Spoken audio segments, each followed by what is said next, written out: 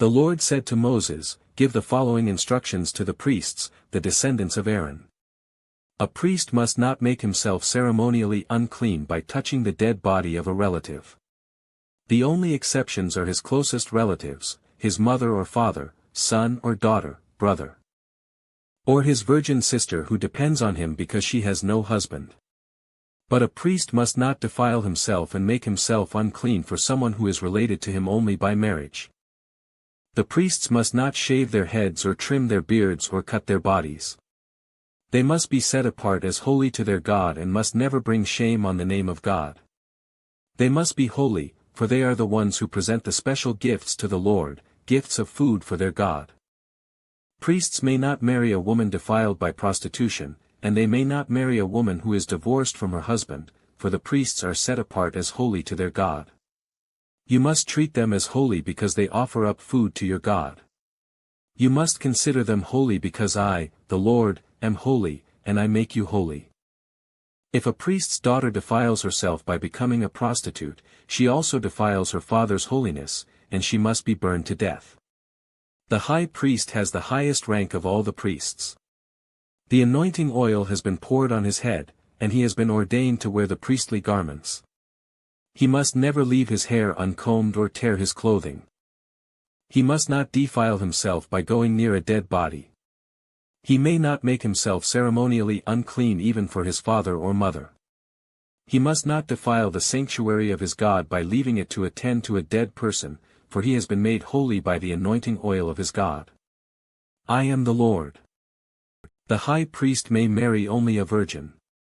He may not marry a widow, a woman who is divorced, or a woman who has defiled herself by prostitution. She must be a virgin from his own clan, so that he will not dishonor his descendants among his clan, for I am the Lord who makes him holy. Then the Lord said to Moses, "Give the following instructions to Aaron. In all future generations, none of your descendants who has any defect will qualify to offer food to his God. No one who has a defect qualifies, whether he is blind, lame, disfigured, deformed, or has a broken foot or arm, or is hunchbacked or dwarfed, or has a defective eye, or skin sores or scabs, or damaged testicles. No descendant of Aaron who has a defect may approach the altar to present special gifts to the Lord. Since he has a defect, he may not approach the altar to offer food to his God. However, he may eat from the food offered to God, including the holy offerings and the most holy offerings. Yet because of his physical defect, he may not enter the room behind the inner curtain or approach the altar, for this would defile my holy places. I am the Lord who makes them holy." So Moses gave these instructions to Aaron and his sons and to all the Israelites. The Lord said to Moses, "Tell Aaron and his sons to be very careful with the sacred gifts that the Israelites set apart for me, so they do not bring shame on my holy name. I am the Lord. Give them the following instructions. In all future generations, if any of your descendants is ceremonially unclean when he approaches the sacred offerings that the people of Israel consecrate to the Lord, he must be cut off from my presence. I am the Lord. If any of Aaron's descendants has a skin disease or any kind of discharge that makes him ceremonially unclean, he may not eat from the sacred offerings until he has been pronounced clean. He also becomes unclean by touching a corpse, or by having an emission of semen, or by touching a small animal that is unclean, or by touching someone who is ceremonially unclean for any reason. The man who is defiled in any of these ways will remain unclean until evening. He may not eat from the sacred offerings until he has bathed himself in water. When the sun goes down, he will be ceremonially clean again and may eat from the sacred offerings, for this is his food. He may not eat an animal that has died a natural death or has been torn apart by wild animals, for this would defile him. I am the Lord. The priests must follow my instructions carefully. Otherwise they will be punished for their sin and will die for violating my instructions. I am the Lord who makes them holy.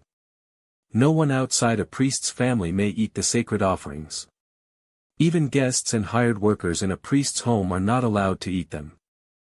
However, if the priest buys a slave for himself, the slave may eat from the sacred offerings. And if his slaves have children, they also may share his food. If a priest's daughter marries someone outside the priestly family, she may no longer eat the sacred offerings.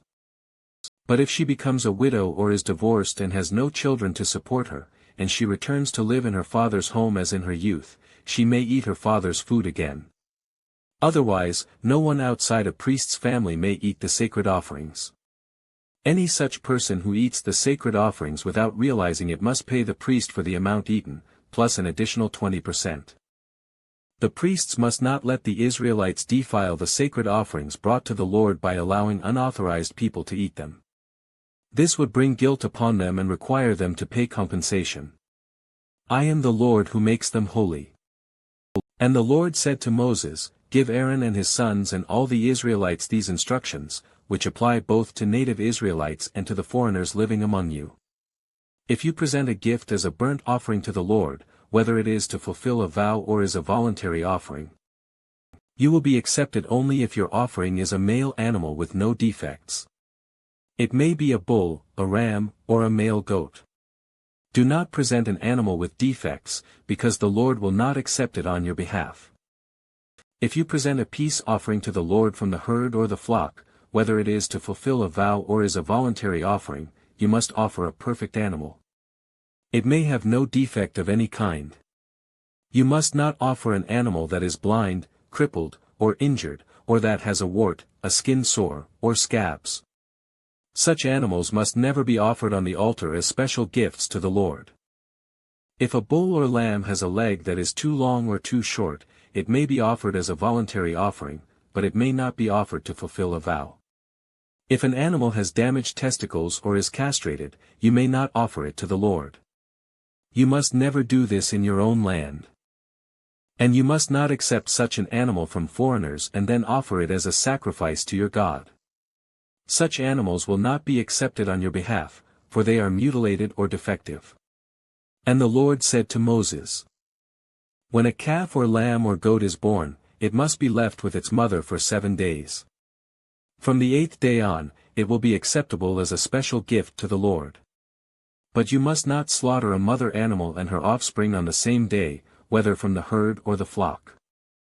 When you bring a thanksgiving offering to the Lord, sacrifice it properly so you will be accepted. Eat the entire sacrificial animal on the day it is presented. Do not leave any of it until the next morning. I am the Lord. You must faithfully keep all my commands by putting them into practice, for I am the Lord. Do not bring shame on my holy name, for I will display my holiness among the people of Israel. I am the Lord who makes you holy. It was I who rescued you from the land of Egypt, that I might be your God. I am the Lord. The Lord said to Moses, Give the following instructions to the people of Israel. These are the Lord's appointed festivals, which you are to proclaim as official days for holy assembly. You have 6 days each week for your ordinary work, but the 7th day is a Sabbath day of complete rest, an official day for holy assembly. It is the Lord's Sabbath day, and it must be observed wherever you live. In addition to the Sabbath, these are the Lord's appointed festivals, the official days for holy assembly that are to be celebrated at their proper times each year. The Lord's Passover begins at sundown on the 14th day of the first month. On the next day, the 15th day of the month, you must begin celebrating the festival of unleavened bread. This festival to the Lord continues for 7 days, and during that time the bread you eat must be made without yeast. On the first day of the festival, all the people must stop their ordinary work and observe an official day for holy assembly. For 7 days you must present special gifts to the Lord. On the 7th day the people must again stop all their ordinary work to observe an official day for holy assembly.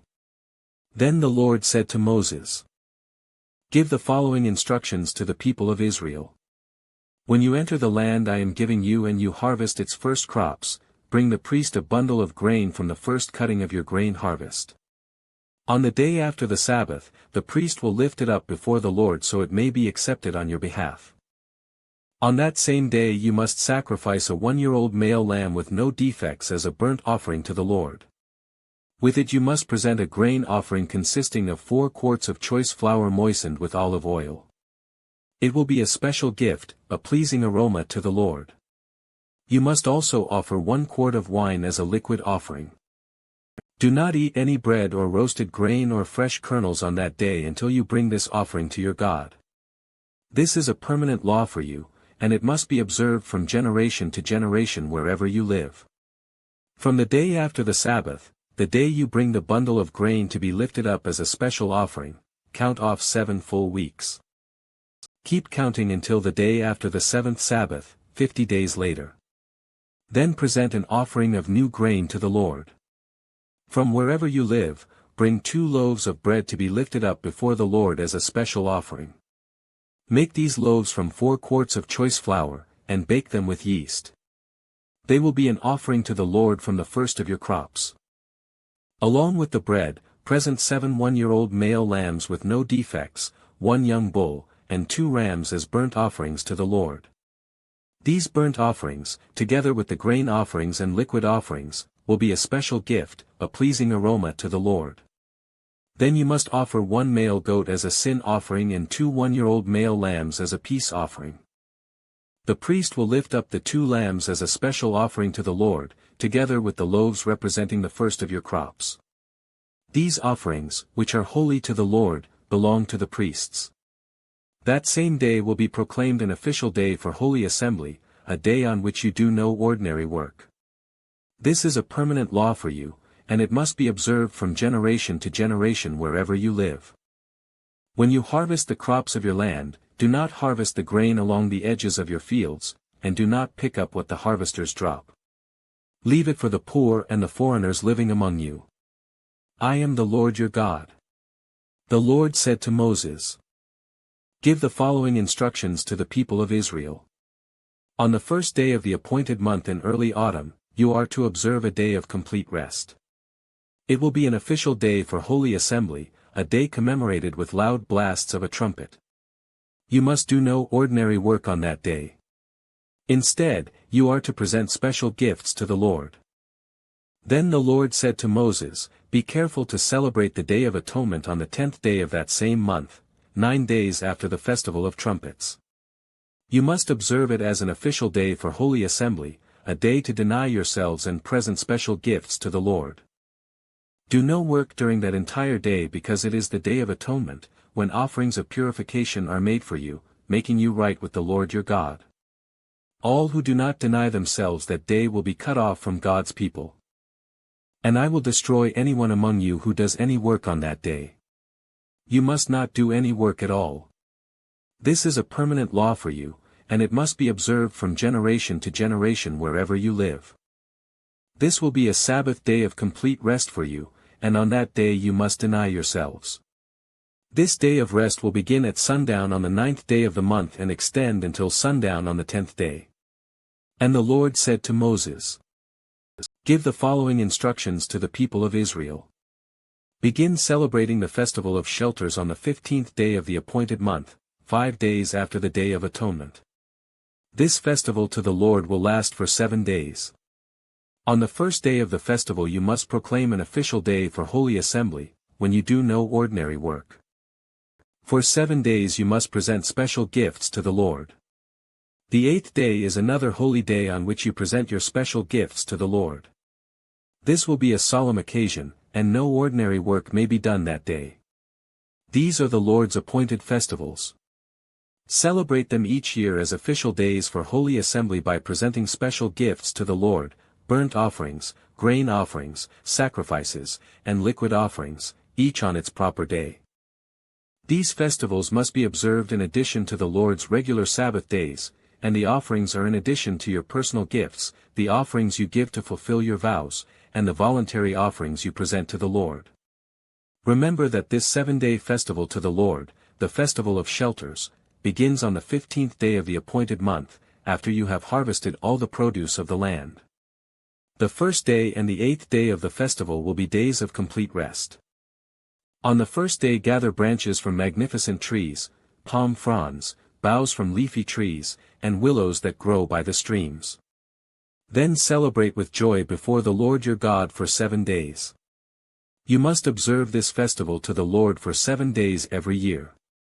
This is a permanent law for you, and it must be observed in the appointed month from generation to generation. For 7 days you must live outside in little shelters. All native-born Israelites must live in shelters. This will remind each new generation of Israelites that I made their ancestors live in shelters when I rescued them from the land of Egypt. I am the Lord your God. So Moses gave the Israelites these instructions regarding the annual festivals of the Lord. The Lord said to Moses, "Command the people of Israel to bring you pure oil of pressed olives for the light, to keep the lamps burning continually. This is the lampstand that stands in the tabernacle, in front of the inner curtain that shields the Ark of the Covenant. Aaron must keep the lamps burning in the Lord's presence all night. This is a permanent law for you, and it must be observed from generation to generation. Aaron and the priests must tend the lamps on the pure gold lampstand continually in the Lord's presence.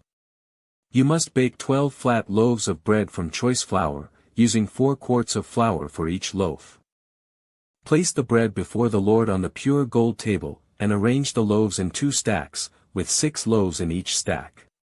Put some pure frankincense near each stack to serve as a representative offering, a special gift presented to the Lord. Every Sabbath day this bread must be laid out before the Lord as a gift from the Israelites. It is an ongoing expression of the eternal covenant. The loaves of bread will belong to Aaron and his descendants, who must eat them in a sacred place, for they are most holy. It is the permanent right of the priests to claim this portion of the special gifts presented to the Lord. One day a man who had an Israelite mother and an Egyptian father came out of his tent and got into a fight with one of the Israelite men. During the fight, this son of an Israelite woman blasphemed the name of the Lord with a curse. So the man was brought to Moses for judgment. His mother was Shelomith, the daughter of Dibri of the tribe of Dan. They kept the man in custody until the Lord's will in the matter should become clear to them. Then the Lord said to Moses, "Take the blasphemer outside the camp, and tell all those who heard the curse to lay their hands on his head. Then let the entire community stone him to death. Say to the people of Israel, those who curse their God will be punished for their sin. Anyone who blasphemes the name of the Lord must be stoned to death by the whole community of Israel. Any native-born Israelite or foreigner among you who blasphemes the name of the Lord must be put to death. Anyone who takes another person's life must be put to death. Anyone who kills another person's animal must pay for it in full, a live animal for the animal that was killed.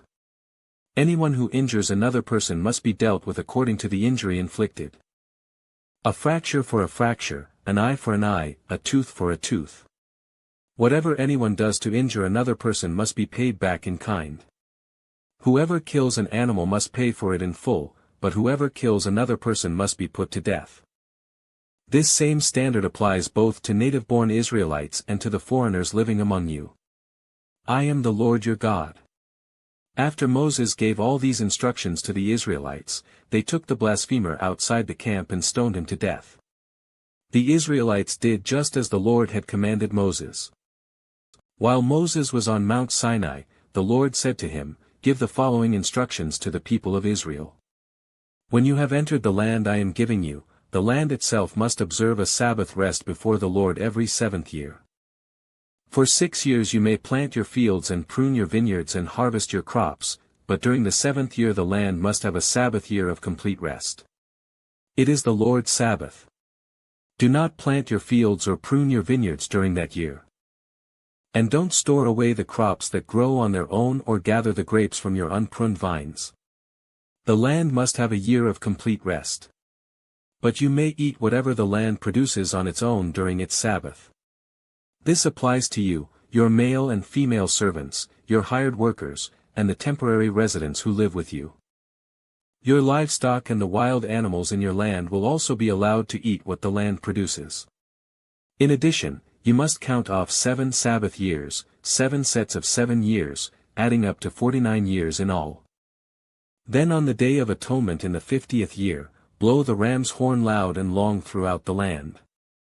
Set this year apart as holy, a time to proclaim freedom throughout the land for all who live there. It will be a jubilee year for you, when each of you may return to the land that belonged to your ancestors and return to your own clan. This 50th year will be a jubilee for you. During that year you must not plant your fields or store away any of the crops that grow on their own, and don't gather the grapes from your unpruned vines. It will be a jubilee year for you, and you must keep it holy. But you may eat whatever the land produces on its own. In the year of Jubilee each of you may return to the land that belonged to your ancestors. When you make an agreement with your neighbor to buy or sell property, you must not take advantage of each other. When you buy land from your neighbor, the price you pay must be based on the number of years since the last Jubilee. The seller must set the price by taking into account the number of years remaining until the next year of Jubilee. The more years until the next Jubilee, the higher the price; the fewer years, the lower the price. After all, the person selling the land is actually selling you a certain number of harvests. Show your fear of God by not taking advantage of each other. I am the Lord your God. If you want to live securely in the land, follow my decrees and obey my regulations. Then the land will yield large crops, and you will eat your fill and live securely in it. But you might ask, what will we eat during the 7th year, since we are not allowed to plant or harvest crops that year? Be assured that I will send my blessing for you in the 6th year, so the land will produce a crop large enough for 3 years. When you plant your fields in the 8th year, you will still be eating from the large crop of the 6th year. In fact, you will still be eating from that large crop when the new crop is harvested in the 9th year. The land must never be sold on a permanent basis, for the land belongs to me. You are only foreigners and tenant farmers working for me. With every purchase of land you must grant the seller the right to buy it back. If one of your fellow Israelites falls into poverty and is forced to sell some family land, then a close relative should buy it back for him. If there is no close relative to buy the land, but the person who sold it gets enough money to buy it back, he then has the right to redeem it from the one who bought it. The price of the land will be discounted according to the number of years until the next year of Jubilee. In this way the original owner can then return to the land. But if the original owner cannot afford to buy back the land, it will remain with the new owner until the next year of Jubilee. In the Jubilee year, the land must be returned to the original owners so they can return to their family land. Anyone who sells a house inside a walled town has the right to buy it back for a full year after its sale. During that year, the seller retains the right to buy it back. But if it is not bought back within a year, the sale of the house within the walled town cannot be reversed. It will become the permanent property of the buyer. It will not be returned to the original owner in the year of Jubilee. But a house in a village, a settlement without fortified walls, will be treated like property in the countryside. Such a house may be bought back at any time, and it must be returned to the original owner in the year of Jubilee. The Levites always have the right to buy back a house they have sold within the towns allotted to them. And any property that is sold by the Levites, all houses within the Levitical towns, must be returned in the year of Jubilee. After all, the houses in the towns reserved for the Levites are the only property they own in all Israel. The open pastureland around the Levitical towns may never be sold. It is their permanent possession. If one of your fellow Israelites falls into poverty and cannot support himself, support him as you would a foreigner or a temporary resident and allow him to live with you. Do not charge interest or make a profit at his expense. Instead, show your fear of God by letting him live with you as your relative. Remember, do not charge interest on money you lend him or make a profit on food you sell him. I am the Lord your God, who brought you out of the land of Egypt to give you the land of Canaan and to be your God. If one of your fellow Israelites falls into poverty and is forced to sell himself to you, do not treat him as a slave. Treat him instead as a hired worker or as a temporary resident who lives with you, and he will serve you only until the year of Jubilee. At that time he and his children will no longer be obligated to you, and they will return to their clans and go back to the land originally allotted to their ancestors. The people of Israel are my servants, whom I brought out of the land of Egypt, so they must never be sold as slaves. Show your fear of God by not treating them harshly. However, you may purchase male and female slaves from among the nations around you. You may also purchase the children of temporary residents who live among you, including those who have been born in your land. You may treat them as your property, passing them on to your children as a permanent inheritance. You may treat them as slaves, but you must never treat your fellow Israelites this way. Suppose a foreigner or temporary resident becomes rich while living among you. If any of your fellow Israelites fall into poverty and are forced to sell themselves to such a foreigner or to a member of his family, they still retain the right to be bought back, even after they have been purchased. They may be bought back by a brother, an uncle, or a cousin. In fact, anyone from the extended family may buy them back. They may also redeem themselves if they have prospered. They will negotiate the price of their freedom with the person who bought them. The price will be based on the number of years from the time they were sold until the next year of Jubilee, whatever it would cost to hire a worker for that period of time. If many years still remain until the Jubilee, they will repay the proper proportion of what they received when they sold themselves. If only a few years remain until the year of Jubilee, they will repay a small amount for their redemption. The foreigner must treat them as workers hired on a yearly basis. You must not allow a foreigner to treat any of your fellow Israelites harshly. If any Israelites have not been bought back by the time the year of Jubilee arrives, they and their children must be set free at that time. For the people of Israel belong to me. They are my servants, whom I brought out of the land of Egypt. I am the Lord your God. Do not make idols or set up carved images, or sacred pillars, or sculptured stones in your land so you may worship them. I am the Lord your God. You must keep my Sabbath days of rest and show reverence for my sanctuary. I am the Lord. If you follow my decrees and are careful to obey my commands, I will send you the seasonal rains. The land will then yield its crops, and the trees of the field will produce their fruit. Your threshing season will overlap with the grape harvest, and your grape harvest will overlap with the season of planting grain. You will eat your fill and live securely in your own land. I will give you peace in the land, and you will be able to sleep with no cause for fear. I will rid the land of wild animals and keep your enemies out of your land. In fact, you will chase down your enemies and slaughter them with your swords. 5 of you will chase 100, and 100 of you will chase 10,000. All your enemies will fall beneath your sword. I will look favorably upon you, making you fertile and multiplying your people. And I will fulfill my covenant with you. You will have such a surplus of crops that you will need to clear out the old grain to make room for the new harvest. I will live among you, and I will not despise you.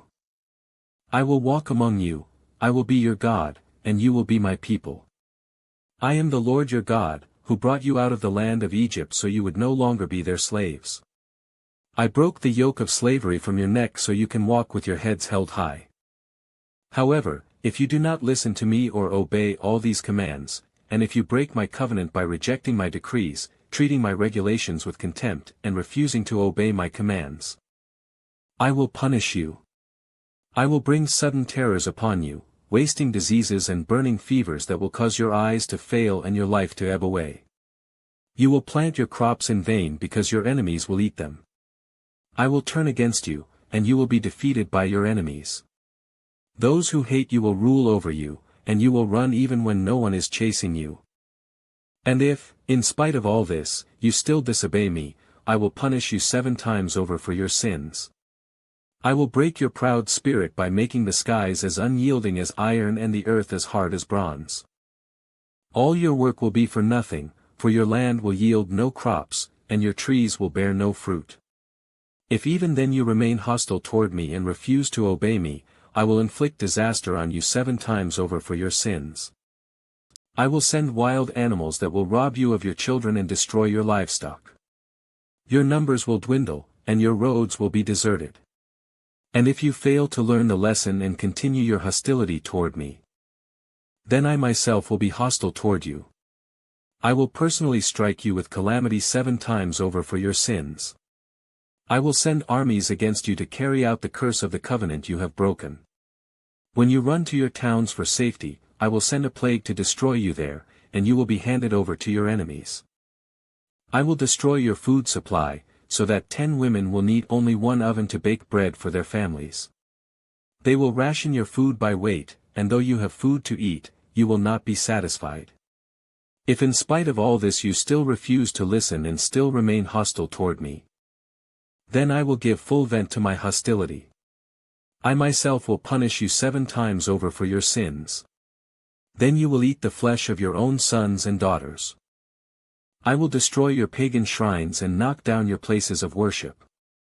I will leave your lifeless corpses piled on top of your lifeless idols, and I will despise you.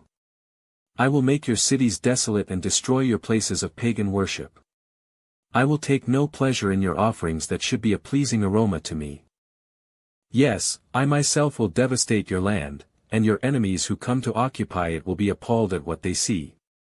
I will scatter you among the nations and bring out my sword against you. Your land will become desolate, and your cities will lie in ruins.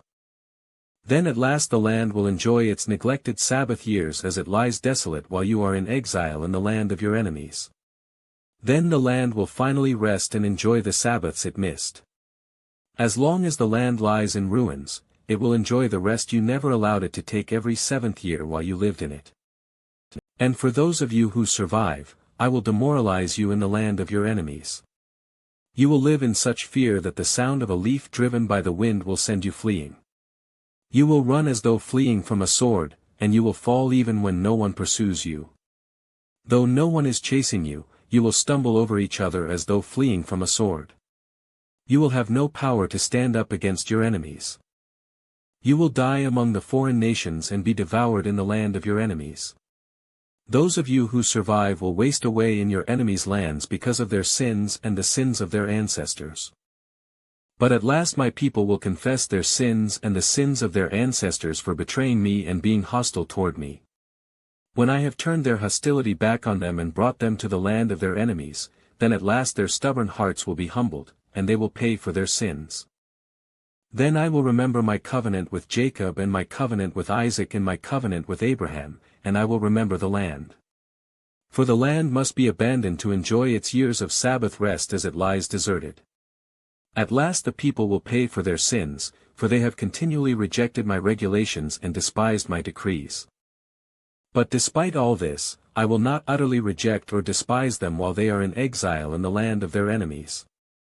I will not cancel my covenant with them by wiping them out, for I am the Lord their God. For their sakes I will remember my ancient covenant with their ancestors, whom I brought out of the land of Egypt in the sight of all the nations, that I might be their God. I am the Lord.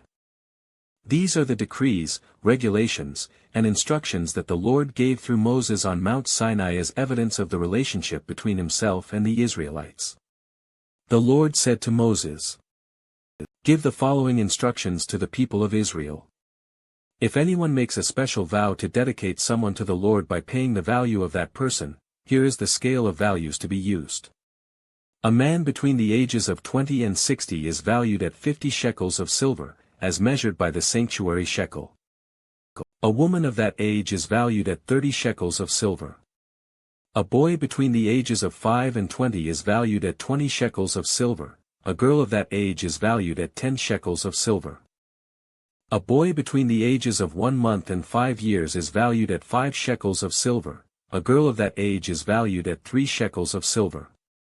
A man older than 60 is valued at 15 shekels of silver, a woman of that age is valued at 10 shekels of silver. If you desire to make such a vow but cannot afford to pay the required amount, take the person to the priest. He will determine the amount for you to pay based on what you can afford. If your vow involves giving an animal that is acceptable as an offering to the Lord, any gift to the Lord will be considered holy. You may not exchange or substitute it for another animal, neither a good animal for a bad one nor a bad animal for a good one. But if you do exchange one animal for another, then both the original animal and its substitute will be considered holy. If your vow involves an unclean animal, one that is not acceptable as an offering to the Lord, then you must bring the animal to the priest. He will assess its value, and his assessment will be final, whether high or low. If you want to buy back the animal, you must pay the value set by the priest, plus 20%. If someone dedicates a house to the Lord, the priest will come to assess its value. The priest's assessment will be final, whether high or low. If the person who dedicated the house wants to buy it back, he must pay the value set by the priest, plus 20%. Then the house will again be his. If someone dedicates to the Lord a piece of his family property, its value will be assessed according to the amount of seed required to plant it, 50 shekels of silver for a field planted with 5 bushels of barley seed. If the field is dedicated to the Lord in the year of Jubilee, then the entire assessment will apply. But if the field is dedicated after the year of Jubilee, the priest will assess the land's value in proportion to the number of years left until the next year of Jubilee. Its assessed value is reduced each year. If the person who dedicated the field wants to buy it back, he must pay the value set by the priest, plus 20%.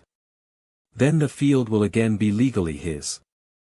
But if he does not want to buy it back, and it is sold to someone else, the field can no longer be bought back. When the field is released in the year of Jubilee, it will be holy, a field specially set apart for the Lord. It will become the property of the priests. If someone dedicates to the Lord a field he has purchased but which is not part of his family property, the priest will assess its value based on the number of years left until the next year of Jubilee. On that day he must give the assessed value of the land as a sacred donation to the Lord. In the year of Jubilee the field must be returned to the person from whom he purchased it, the one who inherited it as family property. All the payments must be measured by the weight of the sanctuary shekel, which equals 20 gerahs. You may not dedicate a firstborn animal to the Lord, for the firstborn of your cattle, sheep, and goats already belong to him. However, you may buy back the firstborn of a ceremonially unclean animal by paying the priest's assessment of its worth, plus 20%. If you do not buy it back, the priest will sell it at its assessed value. However, anything specially set apart for the Lord, whether a person, an animal, or family property, must never be sold or bought back. Anything devoted in this way has been set apart as holy, and it belongs to the Lord. No person specially set apart for destruction may be bought back. Such a person must be put to death. 1/10 of the produce of the land, whether grain from the fields or fruit from the trees, belongs to the Lord and must be set apart to him as holy. If you want to buy back the Lord's 1/10 of the grain or fruit, you must pay its value, plus 20%. Count off every 10th animal from your herds and flocks and set them apart for the Lord as holy. You may not pick and choose between good and bad animals, and you may not substitute one for another. But if you do exchange one animal for another, then both the original animal and its substitute will be considered holy and cannot be bought back. These are the commands that the Lord gave through Moses on Mount Sinai for the Israelites.